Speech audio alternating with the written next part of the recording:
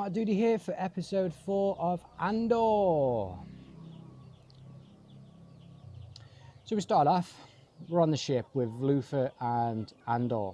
So on the ship with Luther and Andor. And Luther says to him, you know, clean up your wound. There's a med kit on the shelf, right? So he gets the med kit off the shelf and you see all the blood all over his hand. Did he get shot in the hand or in the arm? I can't remember. But anyway. So he then goes to hyperspace. And Andor's like, oh, I'm surprised that this can go to hyperspace. So he's then, there's a bit of chit chat. And he's basically, I'm just here to save my own skin. In an arrogant way. I'm just here to save myself. Sod everybody else. I'm looking after number one. In the previous episode, he said that the Empire was arrogant, but yet we just see Andor being arrogant. Meh. Luther basically is trying to get him to work for him, right? And I don't know why I noticed this, but when Andor puts the bandage on, right? So he puts the bandage on over the top of his clothes to try and make a tourniquet with a bandage over the top of his clothes. I don't need you to steal. Now remember this for later on, right? So it's like the blood's all on your hand. So okay, you must have been shot in the arm, in the top of the arm. I can't remember, right? And he puts a little 10 centimeter bandage and ties it in the top of his arm to stop the bleeding. Okay? I'm not a medical scientist, but I've been trained in first aid, and using a bandage like that will not work as a tourniquet. But I digress. Not only that, if he got shot with a blaster in the top of his arm, would he not have a burn hole in his clothes into his arm? No, of course not. Don't think about that. You know what I mean? There's not even, there's no burns, no ripped bit of clothing where he got shot or anything like that. The blaster bullet went straight through the coat and into his arm. Okay. They really ain't thought about that. But again, we know that Andor ain't gonna die. We know how he dies. So there's no sense of urgency in any of this. Again. And passes him some Mednog. What's that? Mednog. This is in a galaxy far, far away. Eggnog is a Christmas festive holiday drink. Why would there be a Mednog? Is it referencing eggnog? Why? I don't know. Just don't think about it. You know, maybe I'm just putting too much thought into this. Luther's trying to get Andor to join him because he's got a job for him. And Andor says, well, you don't know me. And in the previous episode, Luther had a whole speech about how he knows him. He knows everything about him. So again, why doesn't he know him? Don't know, don't think about it. So then Andor tells him about the war he was in. He come out of jail and he ended up on this war. I can't remember the place. So he then says, I was one of 50 people who survived. Right? And he gives a speech about it. Then Luther is like, I know everything about you. You was a cook and you ran away. So explain to me why Luther wants this guy. So far, he's basically, he only looking after number one. He's run away from a battle. He knows everything about him. And he's just a petty thief, basically. You know what I mean? And yet, he seems to have some skills that Luther wants. So far, I'm not feeling that whatsoever. But anyway, don't think about it. Luther says, oh, I can feel your hate for the Empire. Remember Yoda when he was like, anger leads to hate. Hate leads to suffering. It leads you to the dark side. So the whole point of Andor doing this is because he hates the Empire. Questions are raised. But don't think about it. There's going to be a lot of that during this episode. Don't think about it.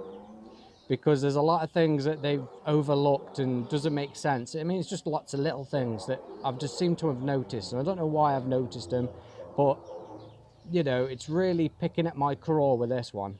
He has all this hatred for the Empire. So let's look about what we already know. So as a boy, the tribespeople attacked the ship that crashed. They went there armed and dangerous to attack them. So we don't see the Empire doing anything wrong to the children, except for like one of the guards there shot his friend in the back. But then we see Andor as a boy climbing into a ship to go and attack and kill these people. Okay? Questions are raised. But don't think about that. But anyway, he then leaves. Mad Mama takes him to a planet that basically has extremely very little Empire control. They're subcontracted to a security firm, and the security firm has no presence on this planet. So again, we don't see any kind of reason why Andor hates the Empire so much. So, none of it really makes sense. Except for that he steals off the Empire to make a living. But he blames, Andor blames him for fighting people at this war that they were fighting themselves because the Empire made them do it. Okay? Maybe sort of a reason, but surely they would have known they were fighting each other. Why was he in this war? Was he conscripted, or was it part of his punishment? And the sounds of it, it was part of his punishment. But again, he ran away, he fled. Not really a great character so far. There's not very good character building, because again, Andor seems to be very far from what the rebellion needs at the moment. But don't think about it. So then Luther says, right, I didn't come for the Star Path unit, I came for you. Again, what attributes does Andor have that that the rebellion needs? He's not exactly showing any kind of presence that's like, yeah, this is a man that we need to do our stuff, or this is a guy that can do it. So far, I'm not getting that impression whatsoever. All I'm seeing is he's mad at the Empire, and he wants to kill the Empire, and basically he just wants to steal off them, and that's pretty much it. The Empire haven't really given much cause as to why they're such evil people to Andor. I digress, don't think about it. So he explains to him, right, I'll give you 200 grand, right, and we're gonna steal the bankroll from an entire sector. 200,000 credits to steal an entire sector's wages. Why not? We're going to steal money off, right, not everybody in the Empire is evil. No, I mean, these are just normal people trying to survive, because the show is gritty and it's about people trying to survive. So they work for the Empire trying to survive. So Andor is trying to steal the money out the mouth of people that work, are just trying to live a day-to-day job, trying to live their lives. Again, not a great character. I'm not feeling this. So anyway, he eventually agrees, and we go to Coruscant. We finally get to see Coruscant. Wow, we do for 2 seconds. We have a little flyover. So we go to a security meeting. To me, it feels like it's the CIA, basically, of the Empire. I presume that this is what it is. So you've got the First Lady, she's on, and she's complaining that she wants more funding for surveillance. And the leader of the meeting is like, well, you know, where do you want the money to go? And she's just like, yo, surveillance. And he was like, you need to be more specific. Okay. So she's not drawn up any more plans or anything, not said, right, I've got the plans here, this is where I want to spend this extra funding, this is where I want it to go. Don't think about it. Cut to a bald man, and basically he's like, yep, mining's resumed. There's a few security issues. And the leader lays into him. It's like, okay, so you lay into this guy because he's got the mining operations up and running again. We don't really know what's going on. There seems to be like a bit of a rebellious action. But no, it'll be fine. Don't worry about it. It's the white man's fault. Of course it is. And the leader just absolutely lays into him and basically calls him useless, and you should have had this sorted. The main leader of the meeting stands up and he's like, well, what do we do here?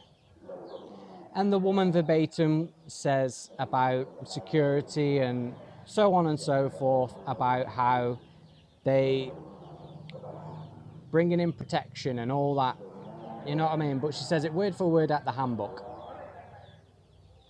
The leader was like, yep, word for word at the handbook. However, we don't deal in that, we deal in healthcare. We find the symptoms of a sickness and we fix it. So basically, any rebellious action is a sickness and they're there to cure it. Which, fair enough, that analogy, I can go with that. Good job. And then, he turns to this black officer and says, right, what's going on with the Andor situation? Because he brings up the 2 security guards and the team that are dead. And he was like, well, we've covered a Star Path unit.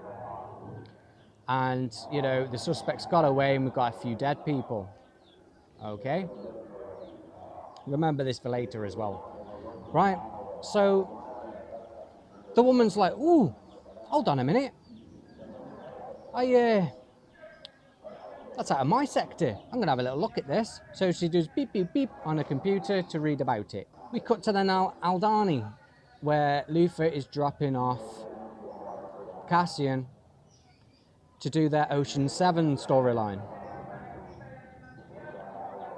It says, you'll now be known as Clem. Why? This is his team of rebellion. It's not as if he needs to hide his identity or anything. Do they all have secret code names? No, they don't. Just Andor has a secret name. Don't know why. He's a part of the rebellion. It doesn't make sense to me, but don't think about it. So he says, who's that woman coming? And he was like, that's going to be your boss, right? Force is female. Don't worry about it. And she ain't going to be happy to know that you're coming. I'll explain this one later. So anyway, Luther goes outside to chat to this woman. And she's like, you're bringing on another guy? And he's like, well, he's a mercenary, I'm paying him. And she's like, hold on a minute, we're foraging sticks and stones and we're eating crap. But yet you can pay for a mercenary? Again, this is the rebellion. Moving on. Sorry, before Luther goes outside to speak to the woman, he gives him a down payment of a kyber crystal. He says, don't sell it for less than 50,000 credits. Then says, but I want it back. So make up your mind. You're giving him as a deposit to sell, or you want it back. Whatever. Don't think about it. Luther and the woman are arguing about Clem, right? And basically she's like, you're bringing on another guy on the team, what am I going to tell everyone, so on and so forth. Luther's like, you're the leader, you're supposed to sort this out, come on, do your job. And then basically erupts, and he's like, if you can't do this, I'll find someone else who will. So earlier he was saying how they have a good plan, they have a good team in place, everything's gravy. And then now he's telling the woman, I was due to shut this operation down. So what is this? Is it a good plan, good effort, solid, or not? So, so basically Luther's just bullshit into Cassian, and Luther's then bullshit into the woman, but then tells the woman, if you want to be a leader, be one. So, he erupts in his anger, like, do your job. Okay, we're flip-flopping at the moment. If there's a cock-up, and basically then, and she was like, well, my team ain't going to mess up. What about Clem, or Andor? And they say, well, I paid him, he's disposable. Okay, so you made all this effort to go and get Andor, but if he messes up, you just want to kill him straight away. All right, not much consistency there. Don't think about it. So then we cut to the black man from the security meeting from the CIA, right?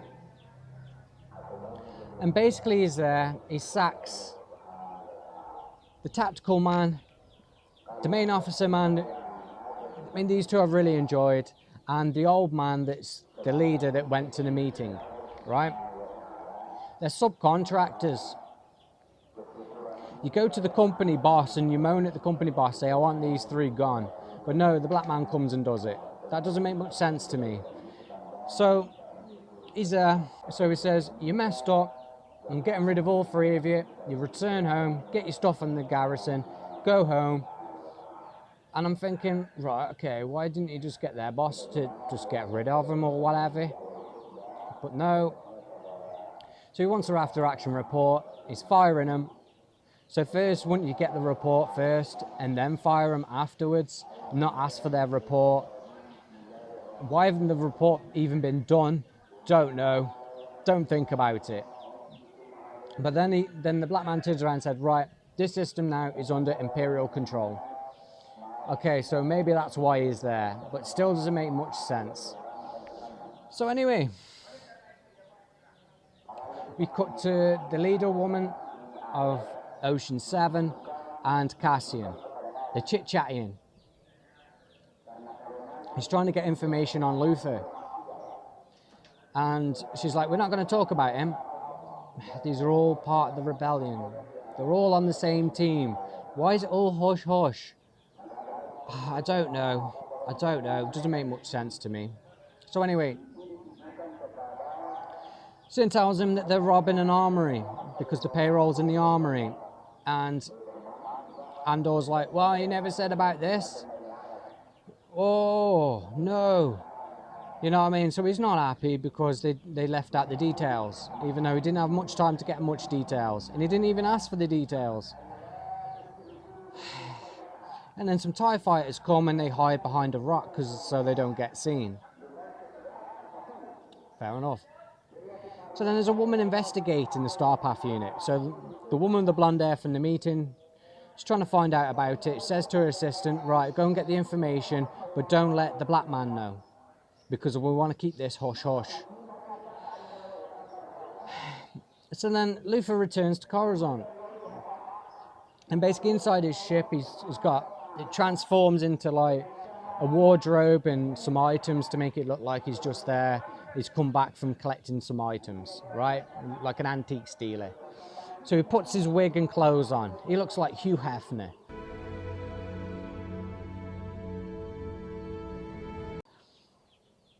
A bit of a philanthropist, okay? And we cut back to Clem, Andor, and the woman. They stop off at a village and she fills them in on why the people at the village aren't there, that they've been driven out by the Empire. And he asks a solid question about, right, so who are we supposed to be if everyone's been driven out? And she was like, yeah, we're just farmers. It's fair enough. A bit of consistency now. So we've got a bit of a good piece of information along with a load of garbage. Then you see the security woman from the CIA with the blonde hair walking in to see the black man from the CIA meeting with, you know what I mean? And she goes, well, you refused my files. You refused to give him my files. Right.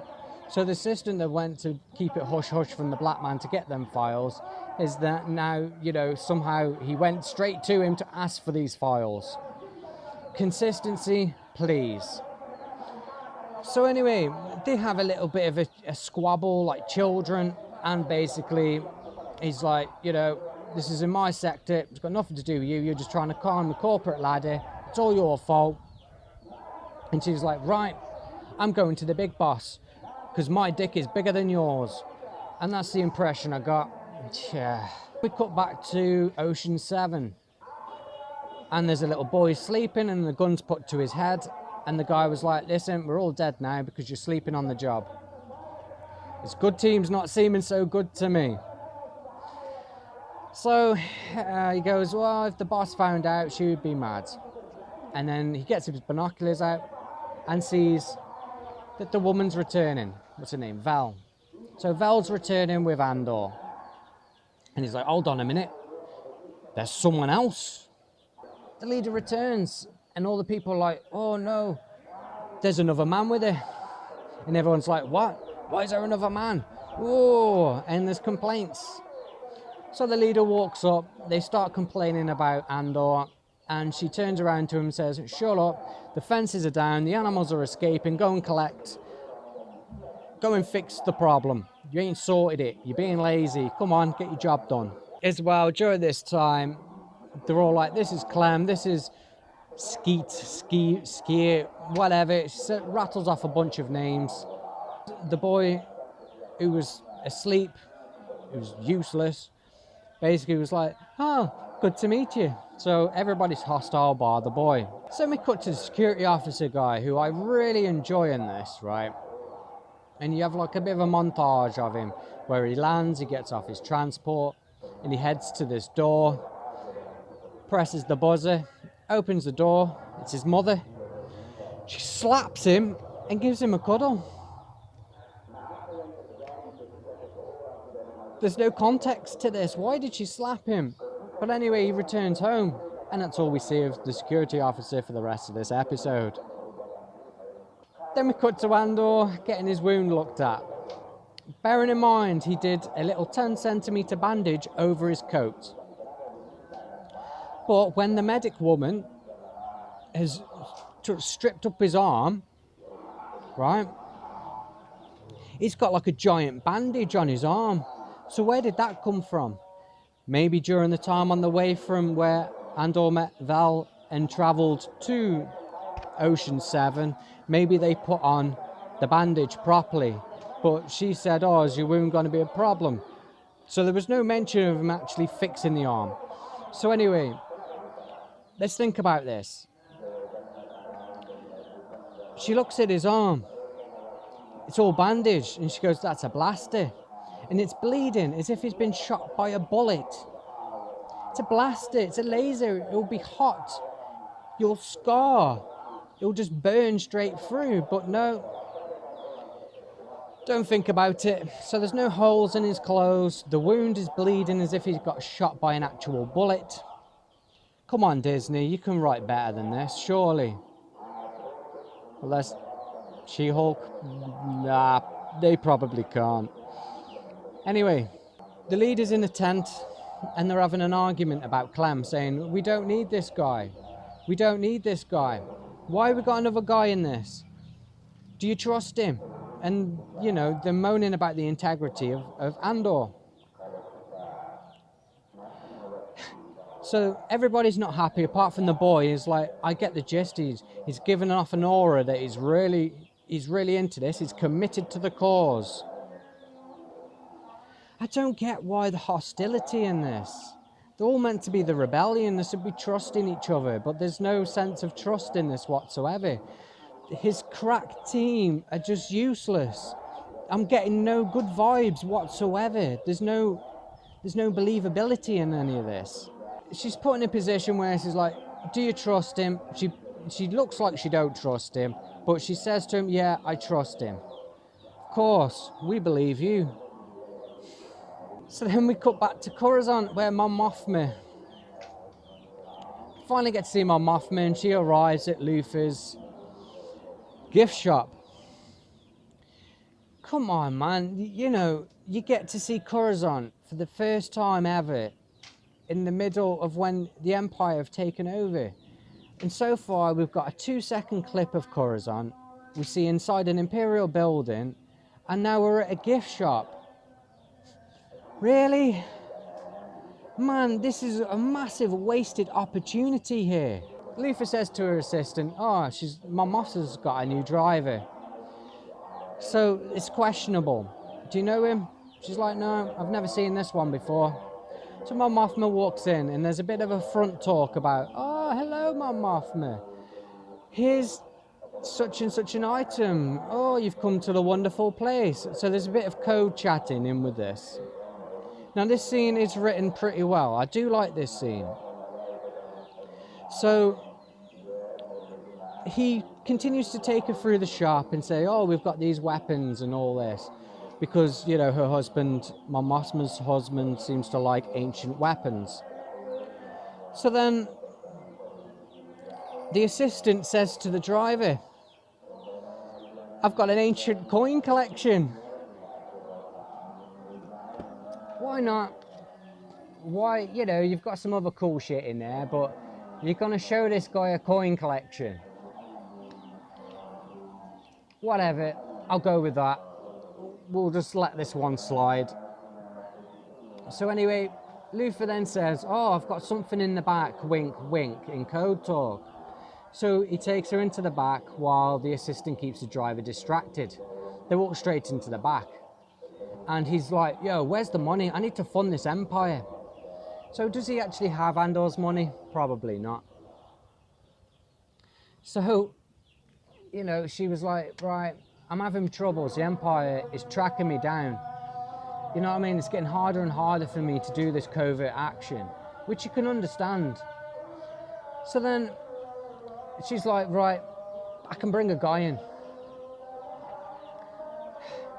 So I can bring a guy in to help us with the money issue.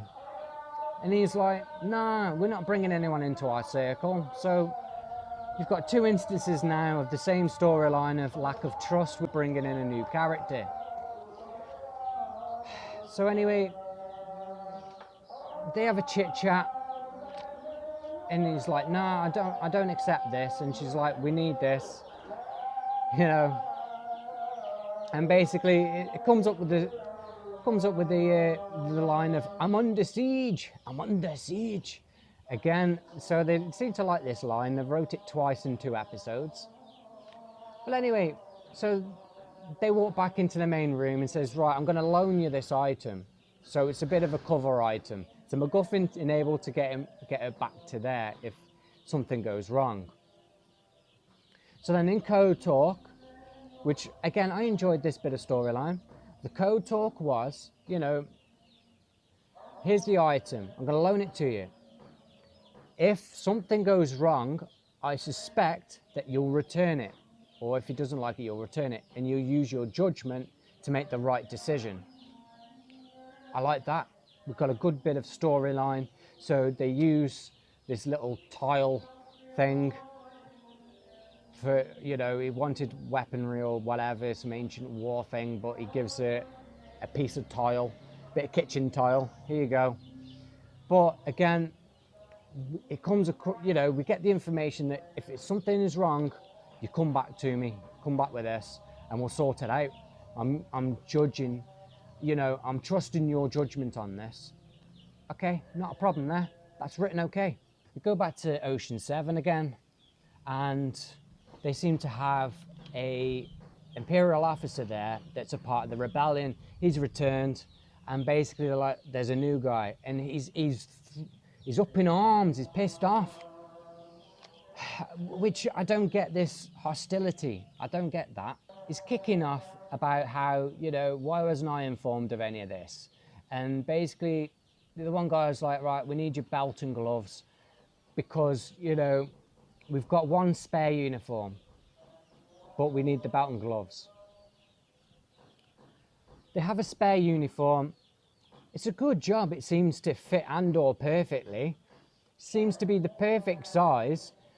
Good job on this one. Don't worry about it. Don't think about it. We just so happen to have an extra piece of uniform that's exactly Andor's size. Why not? Don't think about that. Just leave your belt and gloves. So then we go through more pointless moaning about, oh, why is he here? You know, come up with something different. We spent 5, 6, 7 minutes of this show already just moaning that Andor has arrived on this planet to help Ocean 7 with their big robbery, right? Let me hear, because all you hear is, it's too late in the game, it's too late in the game. But I'm going to bring this point up in a second, right? So let's crack on a minute, right? So this great team that Luther has put together doesn't seem to be so great because they seem all hostile towards Andor, all right? You've got, you've got someone jumping in at last minute. He's the only one getting paid, so they can't be angry about the money. So it must just be trust issues. So there's got to be more to it than this, surely. Or they're just all like, wah, wah. Another person, wah. If you're going to attack an Imperial garrison, surely you'd want numbers. You'd want the extra help. But for some reason, all these are just moaning about it. So then we go to Mon Mothma's house, where we meet her husband, and he's set up a dinner date. She's totally forgotten about it. And basically she complains, these people hate me, they're trying to undermine me. Because obviously we know that these are part of the Empire and she's a part of the rebellion, and they disagree with the choices they made. And basically he's just a man-child. That's basically what this guy seems to me, just an absolute man-child. So they have an argument. She walks out and he's like, where's me Prezi? You know what I mean? Where's me little Prezi? Oh, you got me something? Where's me Prezi? You know what I mean? So, yeah, whatever, man-child. Why is this scene in there? Don't know. So we go to Ocean 7 and we get to hear the plan. So we go through the plan. We're going to do this. This is where things are. So on and so forth. All right. Okay. We've got a plan. We've got a good plan, apparently. Everyone's like, says to Andor, oh, no one would think we would be stupid enough to attack the garrison and do this. Even though Andor steals from the garrison doing the same plan. So we've recycled Andor's plans from previous plans that he's already done before. And it's basically like, oh, stupid. And then we get to this bit. Right, listen to this. Lieutenant, go on, you tell it. So their escape plan is basically they go to a temple. And every 3 years... Once every 3 years. There's a meteor shower. And he's like, yes, I've seen it myself twice. I have been here for 7 years. You've seen this? I've been here almost 7 years. You've already seen the meteor shower twice, and you've been here for 7 years. And in a couple of days, the meteor shower is happening again. My maths ain't brilliant. You've been on the planet for 7 years. A meteor shower happens every 3 years. So that's 6 years of your time. You're missing 2 years. Anyway, don't think about it. So during this plan, we figure out that Andor is the pilot, right? Again, don't think about it. So why are they moaning that they've got a pilot when they don't have a pilot in order to execute their perfect plan? So anyway, he says, yeah, I can fly that ship, not a problem. Let's come into it in a minute. So the black man from the CIA and the blonde-haired woman from the CIA are then moaning to the leader like children about who gets jurisdiction over this Starpath unit. And all she wants is to look at some files. But again, so she then proceeds to say, right, some people have stolen some items and they seem to use the same plan each time. Okay. And she believes it's the rebellion. Okay. Not that it could be just the same thieves doing it, but no, there's a massive network of the rebellion doing the same shit. All right. We'll try and let that one slide. We're not going to think about that. So the leader that was in the meeting, the head of the council, proceeds to say, right, you ain't got enough evidence. You ain't got nothing that's worth my time. You know what I mean? Your access has been denied. So the black man walks out, gives her a smirk like, yo, go sod yourself. I'm better than you. So the black man leaves and the blonde-haired woman moans. Bearing in mind, this is the woman, right, that is surrounded by incompetent men. All men, really. Here's the clip.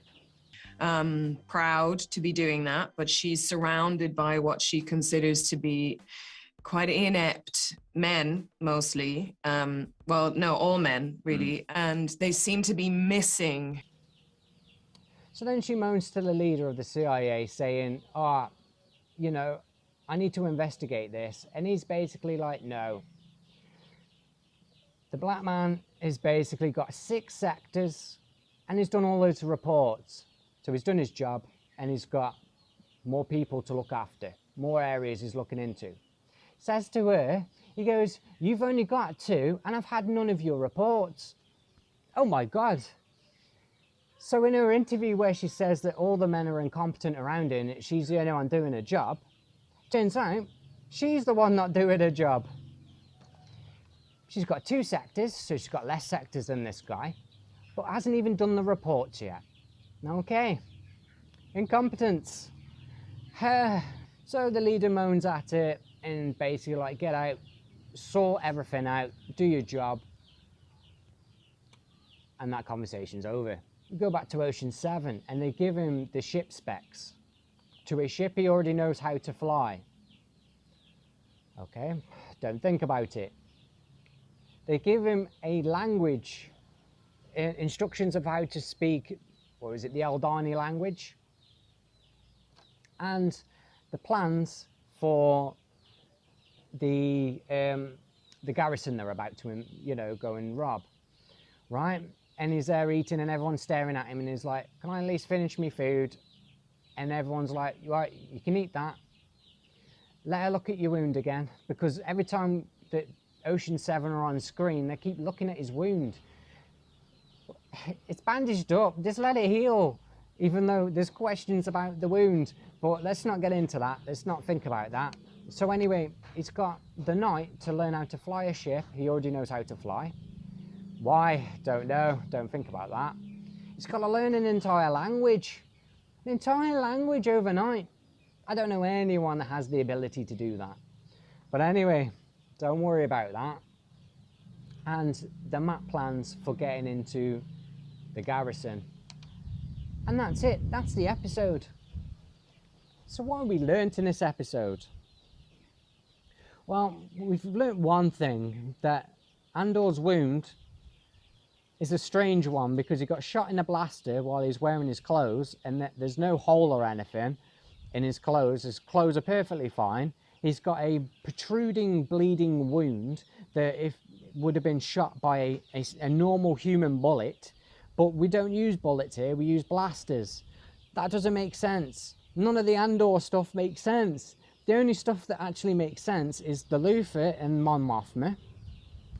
That storyline's great. We've got a huge wasted opportunity about Coruscant.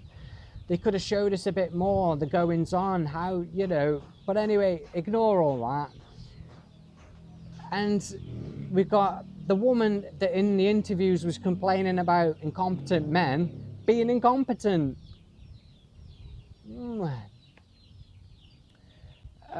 So again, a mixed bag episode, and I'm struggling with this. I'm struggling to watch this because this is really a mixed bag kind of show, because you have good points and you have some really dumb points. Like, I've been on this planet for 7 years. I've seen this meteor shower twice. It happens every 3 years, but again, it's going to happen in a couple of days. So we're missing like over 2 years worth of time for another meteor shower. But don't worry about that. You know what I mean? There's a lot of don't worry about that moments. But then we have some good writing and some crap writing. I don't know where to go with this. I really don't. I'm watching this, but I am and I'm not entertained. The writing's good and terrible at the same time. I'm on the fence still. I really don't know what to say. So let's check out the next episode and see where we're going. Anyway, please support my channel in any way you can. This is a strange journey we're going on with Andor. But anyway, if you like the video, please like, share and subscribe. Ta-da.